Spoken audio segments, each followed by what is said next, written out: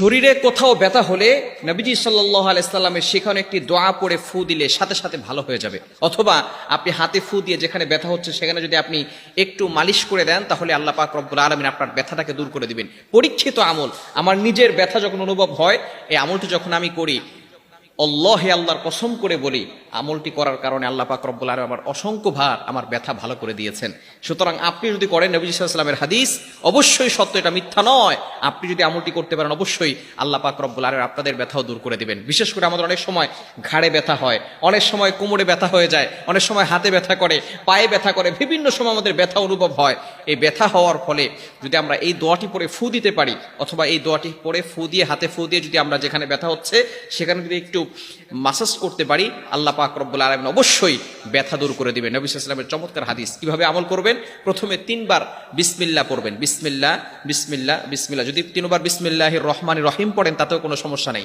3 বার বিসমিল্লাহির রহমানির রহিম পড়ার পরে এরপর আপনি এই ছোট্ট দোয়াটি পড়বেন, আউযু বিইজ্জাতিল্লাহি ওয়া কুদরতিহি মিন শাররি মা আজিদু ওয়া উহাদির। খুবই চমৎকার একটি দোয়া, এতটুকু দোয়া, আউযু বিইজ্জাতিল্লাহি ওয়া কুদরতিহি মিন শাররি মা আজিদু ওয়া উহাদির। এই চমৎকার একটি দোয়া যদি যেখানে ব্যথা অনুভব হচ্ছে সেখানে পড়ে যদি আপনি ফু দিতে পারেন, আল্লাহ পাক রব্বুল আলামিন আপনার ব্যথা দূর করে দিবেন। এবং এটা চাক্ষুষ প্রমাণিত, আমি নিজে প্রমাণ পেয়েছি, নিজে আমল করে ফায়দা পেয়েছি।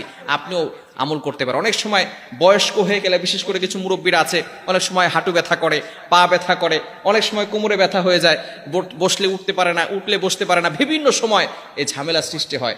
যখনই আপনি আমলটা করবেন ইনশাআল্লাহ আল্লাহ পাক রব্বুল আলামিন আপনার ব্যথাগুলোকে দূর করে দিবেন। মনে রাখবেন, কোরআন হাদিসের ভিতরে আল্লাহ পাক রব্বুল আলামিন কিন্তু শেফা দিয়েছেন। কোরআনের ভিতরে শেফা আছে, এটা আল্লাহ তাআলা পবিত্র কোরআনুল কারীমের ভিতরে নিজেই বলে দিয়েছেন। 15 নম্বর পারার ভিতরে, ওয়ানুনাজ্জিলু মিনাল কোরআনি মা হুয়া শিফাউন ওয়া রাহমাতুল লিল মুমিনিন।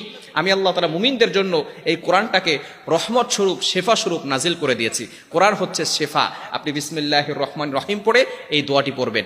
অথবা আপনার প্রচণ্ড যদি ব্যথা অনুভব হয়, বিশেষ করে পেটের ব্যথা হয়, অনেক সময় বিভিন্নভাবে যদি ব্যথা অনুভব হয়, আপনি সূরা ফাতিহা 7 বার পরে ফু দিলেও সেই পানিটা যদি আপনি খেতে পারেন, আল্লাহ পাক রব্বুল আলামিন সেখানেও কিন্তু আপনার ব্যথা দূর করে দিবেন। অবশ্যই আমরা নবীজি সাল্লাল্লাহু আলাইহি ওয়াসাল্লামের প্রতি ট্রাস্ট রেখে, তার কথা সত্য, আল্লাহ তাআলার প্রতি ইয়াকিন রেখে, বিশ্বাস রেখে যদি আমরা হাদিসের উপর আমল করতে পারি, অবশ্যই আল্লাহ পাক রব্বুল আলামিন আমাদের সকল ধরনের ব্যথা যেগুলো আছে আল্লাহ পাক রব্বুল আলামিন সেগুলো দূর করে দিবেন।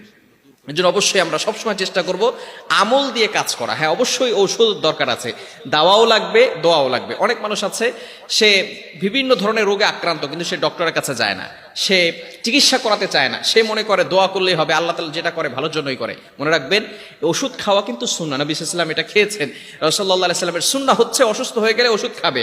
হ্যাঁ, ওষুধ খাওয়ার পরে এরপরে আপনি আল্লাহর কাছে দোয়া করবেন, আল্লাহ পাক রব্বুল আলামিন অবশ্যই ভালো করবেন। তবে এই যে হাদিসটি আপনি মুখস্থ করবেন, মুখস্থ করার পরে যখন আপনার ব্যথা অনুভব হবে, আপনি জাস্ট শুধু পড়ে, আপনি বিসমিল্লাহ 3 বার পড়ার পরে এই ছোট্ট দোয়াটি 7 বার পড়বেন। কতবার পড়বেন? 7 বার।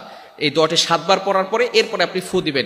যেখানে ব্যথা হচ্ছে সেখানে ফু দিলে আল্লাহ পাক রব্বুল আলামিন আপনার ব্যথাকে দূর করে দিবেন। আল্লাহ তাআলা আমাদের সকলকে এই ছোট্ট আমলটি করার তৌফিক দান করেন।